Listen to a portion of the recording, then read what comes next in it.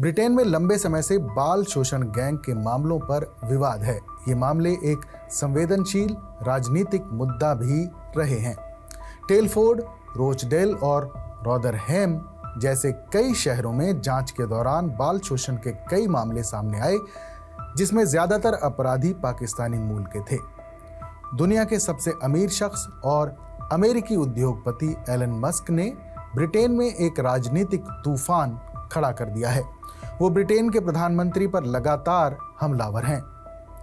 Elon Musk ने हाल ही में अपनी एक एक्स पोस्ट में ब्रिटेन के मौजूदा प्रधानमंत्री कीर स्टारमर पर गंभीर आरोप लगाया है। उन्होंने कहा कि कीर स्टारमर को जांच का सामना करना चाहिए।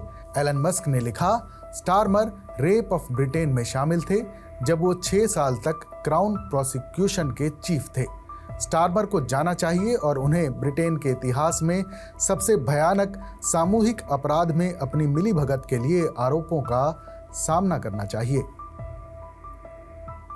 एलन मस्क के बयान ने बाल शोषण गैंग के मामलों पर फिर से चर्चा शुरू कर दी है और नई जांच की मांग उठ रही है। एलन मस्क ने आरोप लगाया कि जब कीर स्टारमर 2008 से 2013 तक डायरेक्टर ऑफ पब्लिक प्रोसिक्यूशंस यानी डीपीपी थे, तब उन्होंने बाल शोषण गैंग के मामलों पर सही कदम नहीं उठाए।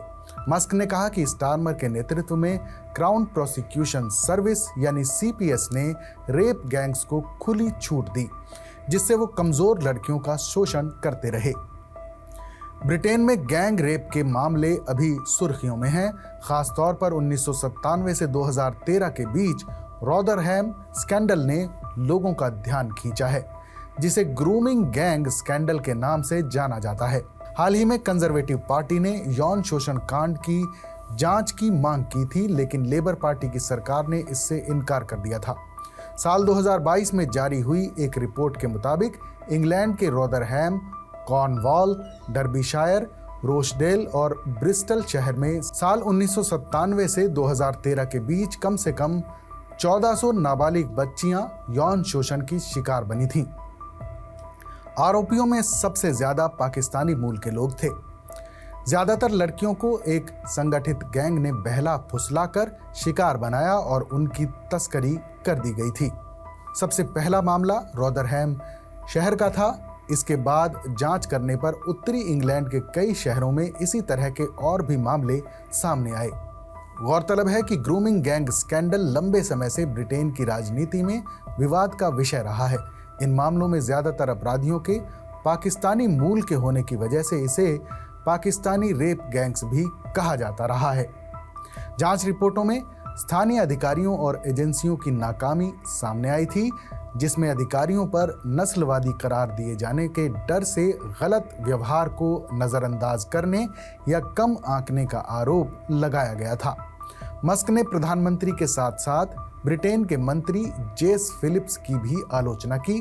मस्क ने फिलिप्स के ऊपर ओल्डहैम में कथित ग्रूमिंग घोटालों की सार्वजनिक जांच के आह्वान को रिजेक्ट करके स्टारमर को बचाने का आरोप लगाया।